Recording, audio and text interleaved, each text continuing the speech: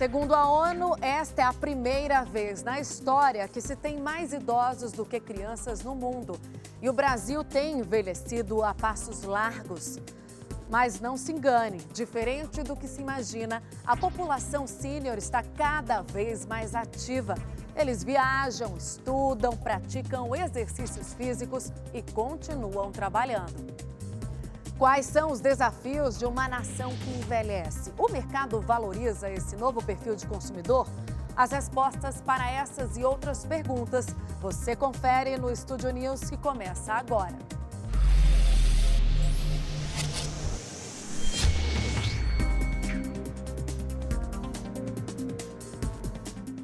Para falar sobre esse tema, eu recebo Candice Pome, presidente do Comitê de Insights da Associação Brasileira de Anunciantes e diretora de pesquisa de mercado da Kimberly Clark. E Laila Valias, cofundadora da Hype 60+, consultoria de marketing para o público maduro. Bem-vindas ao Estúdio News. Antes, a gente vai começar com uma reportagem sobre esse tema, depois a gente volta a conversar.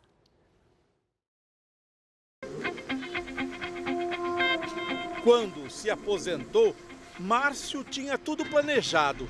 Eu tinha uma vida extremamente agitada, assim, eu não parava. E a minha maior preocupação é você não puxar o freio de mão, tal, porque o meu medo era, parei, eu vou morrer, porque eu vou adoecer, não vou ter aquilo que fazer. Mas então, o que eu fiz? Eu busquei exatamente me manter ativo. Ele não depende de ninguém para sua rotina de atividades. Pratica esportes quase todos os dias. Eu faço hidroginástica, eu faço ginástica multifuncional 2 vezes por semana.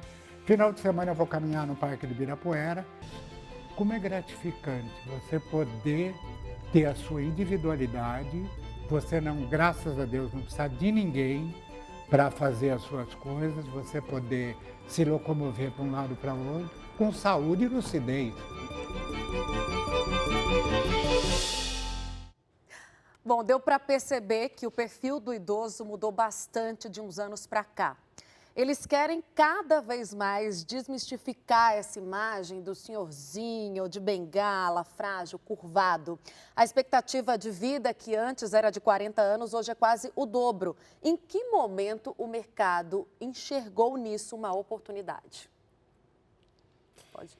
Olha, quando a gente percebe que a expectativa de vida, ela cresceu tanto no Brasil e que esses idosos, eles querem viver mais, mas não só mais, eles querem viver melhor. Existe uma carência enorme de serviços, de produtos, de cuidados especiais para essa etapa da vida. Então, isso acaba sendo o que hoje está se chamando de oceano prateado. E esse oceano prateado é um movimento enorme no mundo. Se a gente juntasse tudo que as pessoas com mais de 50 anos já estão consumindo, seria a terceira maior economia do planeta. No Brasil, né, mais de R$1 trilhão. É esse mundo aí de silver dollars e, de fato, eles são completamente diferentes, né? Os maduros, eles são arrimo de família, são responsáveis, estão trabalhando, estão nas ruas se divertindo, estão estudando, então estão voltando para a faculdade, para cursos livres e diversas atividades, mas eles ainda se sentem muito invisíveis, né? Ao mesmo tempo que eles estão no WhatsApp, no Facebook, estão namorando de novo, casando e tudo mais, as marcas ainda, algumas felizmente já estão olhando para isso e vendo essa oportunidade, mas muitas ainda não enxergam o potencial desse consumidor. Invisíveis em que momento? No momento de criar produto e serviço, pensando nas necessidades deles, assim, primeiro tem uma coisa que acaba ainda sendo um grande tabu, que é colocar todos os 60+, ou todos os maduros na mesma caixinha, né? Exatamente. Colocar todo mundo achando como se fosse do mesmo jeito, com as mesmas necessidades, né? Se para criança a gente tem uma diferença clara de necessidade de produto para quem tem 5 anos, 6 anos, 10 anos, até às vezes meses, né? Para os 60+, você coloca pessoas de 60, 80, 90, 100, 120, todo mundo na mesma caixa dos 60. Passou dos 60, tá já tudo se ali, considera né? idoso e coloca num Mesmo bolo só. até mesmo nas indústrias, quando você trata de pesquisa de mercado, para qualquer produto, você segmenta, né? crianças, jovens, adultos e idosos. E você coloca isso tudo dentro de uma mesma caixa, da maneira demográfica.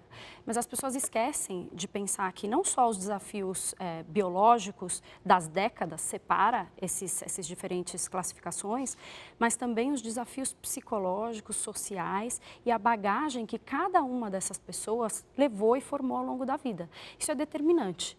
Cada pessoa vai envelhecer de uma forma e tratar o envelhecimento como uma única coisa é o grande erro, por isso a invisibilidade. O envelhecimento ele é universal. Se tudo der certo na vida de todos nós aqui, nós vamos envelhecer, né? Isso é a prova de que tudo deu certo. Mas, na verdade, o envelhecimento ele é singular e ele é único. Ele depende dessas experiências que cada pessoa foi adquirindo ao longo dessa trajetória.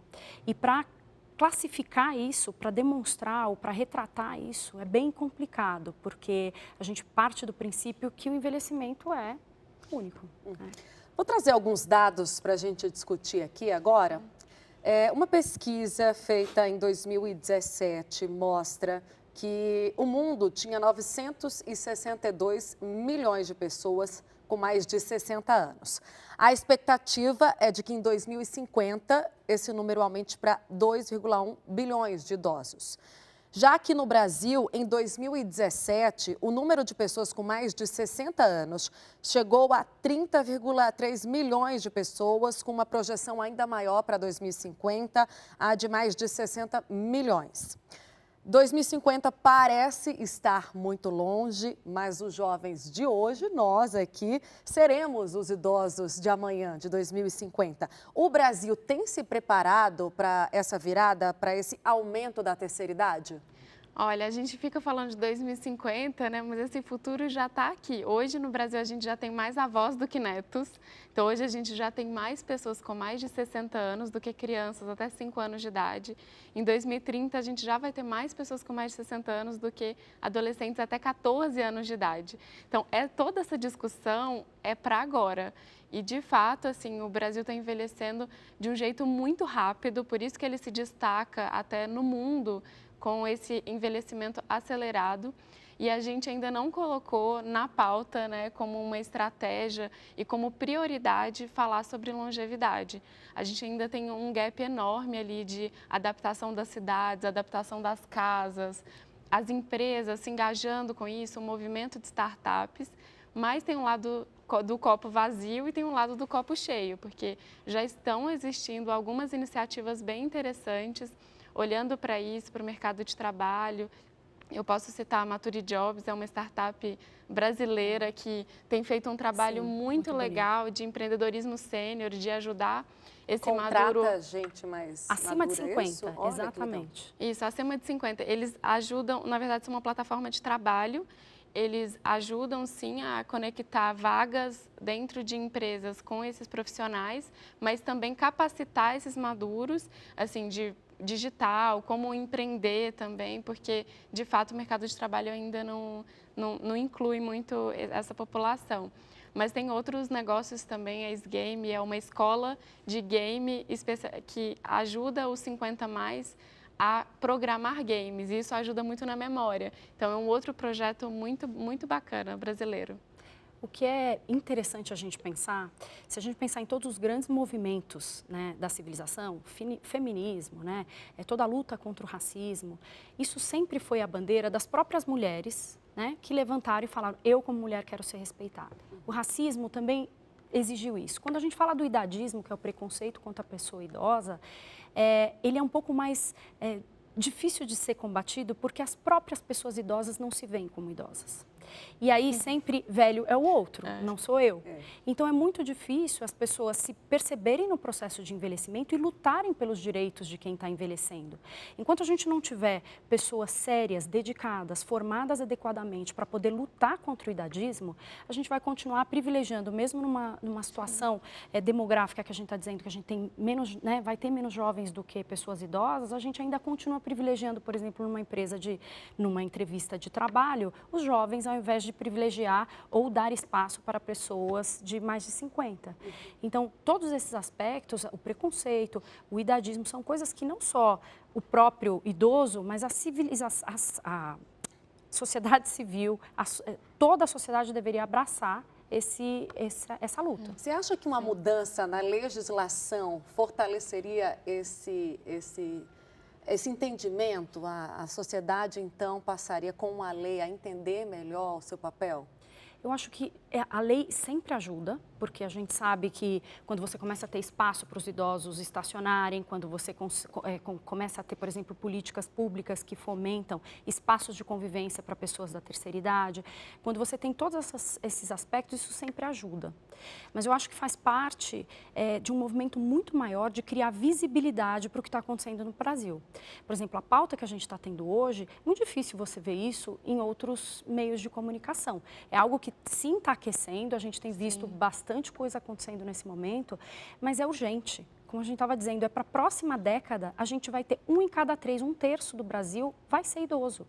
E enquanto a gente não olhar para isso de maneira séria e urgente, a gente precisa criar visibilidade para isso. Então, acho que política sim, mas a gente precisa também criar meios de fomentar a visibilidade para o tema. Olha, tem uma pesquisa que eu vou citar agora que é da Hyper Tsunami 60+, e vocês mostram que existe essa diversidade que a gente conversava mais cedo em relação ao público sênior, né? Uma pessoa com 60 anos, diferente de uma de 90, assim como uma criança de 10, diferente de um adulto de 40. Quais são os desafios para entender essa diversidade? Os desafios para as marcas, né, principalmente quando fala de comunicação ou na hora de criar um produto, é que eles são extremamente diversos, que é o que a Candice já estava trazendo aqui. Tem uma diversidade muito grande etária, então tem nuances de segmentação que são maiores, né, e às vezes mais difíceis ali de aplicar do que de fato as outras faixas etárias. Porque você, na velhice, você é o resultado de tudo que você foi durante a vida. Então, se você foi a pessoa que sempre fez academia, provavelmente na velhice você vai continuar fazendo isso, né? Meu pai é um exemplo disso. Ele sempre subiu árvore, sempre gostou de natureza e hoje, com 70 anos, ele continua fazendo isso. Então, se você é uma pessoa que é mais sedentária, aí é mais complicado. Então, por isso é difícil segmentar, mas tem algumas formas que no Hype a gente ajuda as empresas tanto a segmentar de forma etária, né, por faixa de idade mesmo, por gênero, porque os homens e as mulheres têm comportamentos muito diferentes. As mulheres são as grandes protagonistas da longevidade, são elas também que são as grandes, elas que estão criando essa revolução da longevidade e elas estão numa fase muito de liberdade. Então, estão nas ruas, elas estão querendo conhecer coisas novas, elas têm uma facilidade de fazer mais amizade. O homem, por sua vez, como o trabalho sempre foi uma pauta muito importante da vida dele, né, principalmente dessa geração 60+, 50+, tudo mais, quando ele perde o trabalho e se aposenta, ele não sabe o que fazer. Então, ele volta para casa, um lar, às vezes, que ele nunca... É um espaço que não era dele, né? Então, a gente frequentava, que né? nem visitante na própria casa, né? E aí, ele fica sem saber. Sozinho, já viúvo, sem a família, sem os filhos. Então, isso então tem né, o gênero e tem a capacidade, o atitudinal, que é o que define como você vai ver, como você vai viver, né? Mas o gênero, só complementando, Laila, o que a gente percebe é que o homem, ele passa a primeira metade da vida focado na vida pública. E ele passa a segunda metade da vida, ele volta para o privado. E a mulher é exatamente o contrário. Essa geração que está envelhecendo agora, ela está descobrindo a vida pública na sua segunda etapa de vida. Então, ela está tendo novos relacionamentos, ela descobriu o celular, as redes sociais, ela descobriu outras amizades, ela descobriu a faculdade da terceira idade, ela descobriu às vezes ela descobriu um novo amor, uma nova profissão, então ela se abre para uma vida pública na segunda metade da vida. Então, o gênero é uma coisa muito interessante de ser estudada, porque encaram o processo de envelhecimento de maneira muito diferente. Como é que a gente está em relação a outros países? E o que a gente pode aprender com a experiências positivas também de outros lugares? Quem que vocês citariam como exemplo? O Japão é a nossa grande referência assim, de economia prateada e toda a revolução da longevidade. Eles já se prepararam há muito mais tempo e também, de fato, tem uma população muito mais envelhecida, né? Lá já são 30%, né? E tem uma grande parte da população até 80, 90 mais, assim.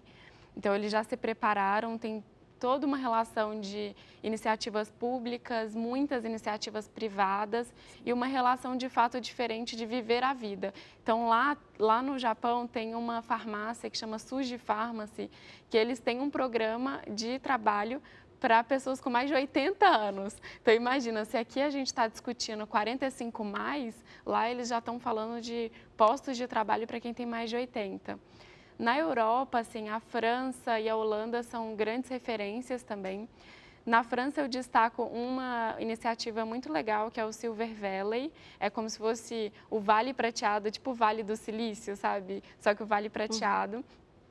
E lá, eles juntaram iniciativa pública, iniciativa privada e academia para criarem produtos e serviços. Então, os investidores, né, os fundos de investimento, investem no Silver Valley para eles criarem iniciativas para a população.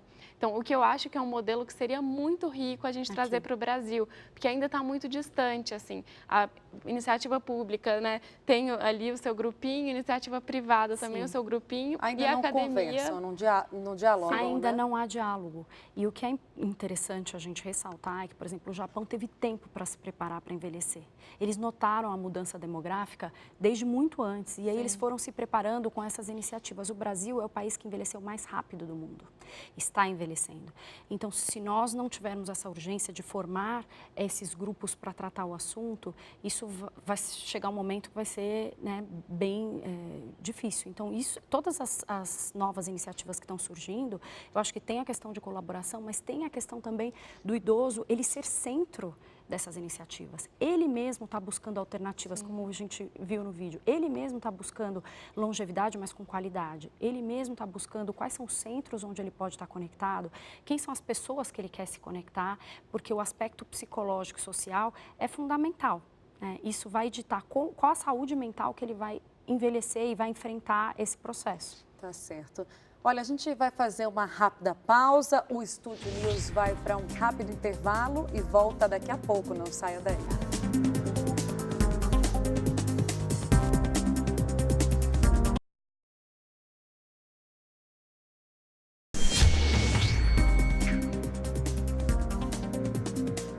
O Estúdio News está de volta. Hoje eu recebo Candice Pomme, presidente do Comitê de Insights da Associação Brasileira de Anunciantes e diretora de pesquisa de mercado da Kimberly-Clark.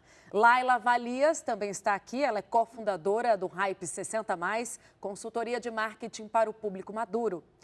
E agora a gente vai dar uma olhada num vídeo feito pelas youtubers A Voz da Razão.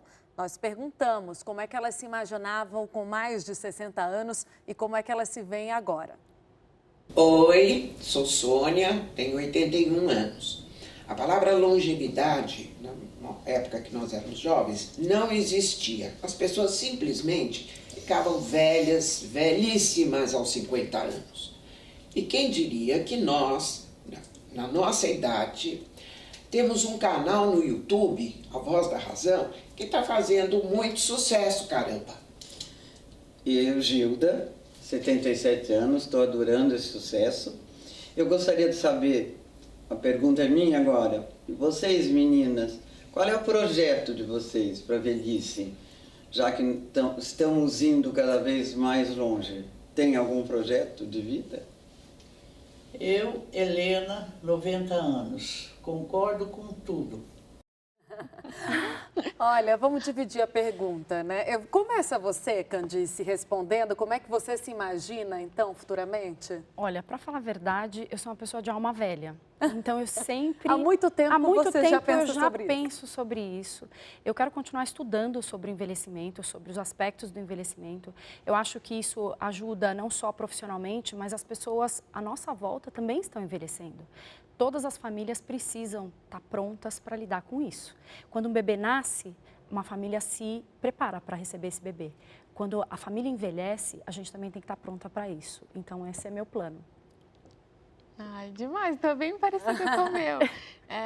Eu sou apaixonada, né, pelo tema da longevidade, até por isso que eu me dedico desde 2015 a estudar e trabalhar criando, né, esse mercado no Brasil.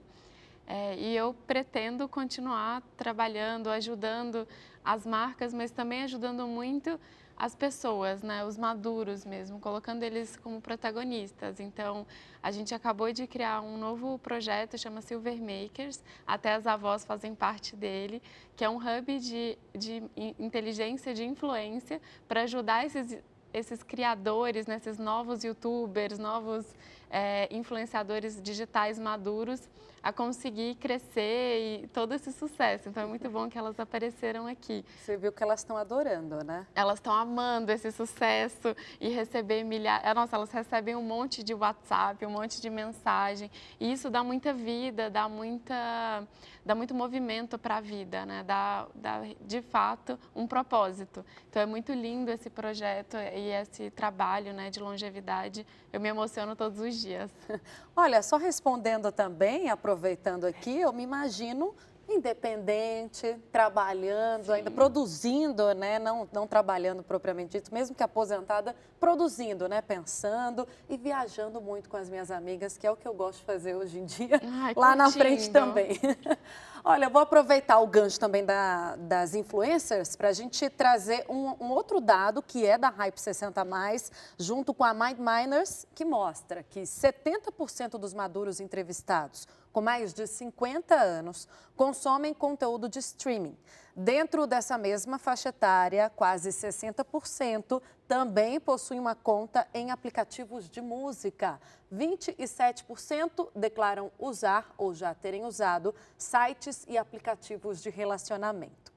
A pergunta, então, é essa história de que a população sênior não está por dentro da tecnologia é uma grande mentira, né? Nossa, muito. É a maior mentira. Eu acho que é o maior tabu. Porque eles estão completamente na internet, digitais, no WhatsApp, no smartphone. Assim, é só a gente lembrar dos 27 bom dias que a gente recebe das nossas avós, nos grupos. Elas falam, né, em pesquisa, quando a gente fez o campo, a gente falava, como é que é o seu dia, dona Tereza? E aí ela falava assim, olha, eu acordo, tomo meu café, respondo 28 bom dias no meu celular, e isso é uma atividade. E eles estão completamente na internet, e o mais lindo de ter esses dados é que a gente começa a ver que para fazer produto ou serviço, você não precisa criar uma coisa tão específica, mas você tem que criar uma coisa boa, com acessibilidade, com usabilidade. Então, assim, a Netflix conseguiu fazer isso, né? Porque é simples, é fácil de usar. O Instagram conseguiu também. Então, como que a gente pega essa lógica desses produtos e aplica para todos os outros, para que, de fato, essa população seja incluída e não excluída? E eu acho que o que é super interessante a gente pensar na concepção de age-friendly. Quando a gente fala que aquele produto ou aquele serviço ele foi criado para o idoso, ele não deveria ter um caráter exclusivo, mas sim inclusivo. Quando a gente pensa que também, né? Não é só para... E até um pouco mais, porque ele poderia ser um crivo bem ácido do ponto de vista de qualidade, porque, por exemplo, tem uma cadeia alemã de supermercados que se chama Kaiser. Eles fizeram uma loja pensada para o público idoso, já vendo todo o movimento. Eles fizeram adaptações na loja para melhor fluxo, melhor navegabilidade, melhor visão dos produtos e dos preços. Qual foi a surpresa depois de implementar todas essas melhorias, que eles cresceram 25% no faturamento deles? Ou seja, um aplicativo que é bom para uma pessoa madura, ele certamente vai ser ainda muito melhor para o resto da população. Uma roupa, um tênis que é confortável para o público idoso, certamente ele vai ser mais confortável ainda para as outras pessoas. Então, não é pensar em um público restritivo e fazer um produto para ele, mas é pensando também nele e sabendo que se ele aprovou, todo o resto seguramente vai aprovar. É a primeira vez na história que se tem 4 gerações vivendo na mesma casa: neto, pai, avô e bisavô. Ainda segundo a pesquisa Tsunami 60+, mais de 30% das pessoas acreditam que os filhos dependem mais deles do que gostariam. Isso acaba gerando uma tensão financeira, eu acredito. O brasileiro está preparado financeiramente para lidar com essa nova realidade? Sim, é uma tensão muito grande, principalmente porque esses filhos estão voltando para casa, né, desses pais maduros. Então, eles continuam sendo o arrimo de família em todas as classes sociais, desde a A até a C, C-, são eles que estão bancando financeiramente e emocionalmente esses filhos que às vezes voltam por uma separação, às vezes voltam até com os netos. Sim. Ou se não voltam para morar, o que a gente viu muito também em campo, foi ao abrir a geladeira, né, eles falarem para a gente, você acha que isso é uma geladeira para uma casa de 2 pessoas? Não, eu tenho que comprar muito mais alimento porque todos os dias meu filho e meu neto almoçam aqui em casa. E por um lado isso é positivo, porque gera movimento na casa, relações e tudo mais, mas tem um lado negativo que é essa geração aí sanduíche, às vezes, que está comprimida cuidando dos seus filhos e muitas vezes cuidando dos seus pais. Sim. Então, até esse imaginário de você aposentar e viajar e tudo mais, hoje ele não é muito realidade, porque esse maduro tem muito compromisso, tanto com o neto de buscar na escola todo dia e tudo mais, essa avó que está ali pensando nisso o tempo inteiro e ajudando sua filha, até também cuidando da mãe, né? Da mãe dessa madura, que tem aí seus 85 anos, que já tem algum nível de fragilidade. Então, é uma geração que está comprimida e por isso que tem uma oportunidade de negócios e serviços para ajudar nessa relação toda que é muito complexa. Essa dinâmica familiar, onde os papéis eles começam a se perder, versus o que a gente conhecia em tempos passados. Por que você atribui isso? Então, hoje, quando que isso começou? Até para complementar a renda, se você pensar que 55% das pessoas que têm mais de 60 anos, que já estão aposentadas, elas continuam trabalhando, ou seja, mais da metade de quem já recebe aposentadoria continua trabalhando, a gente sabe que isso é por uma demanda, né, financeira.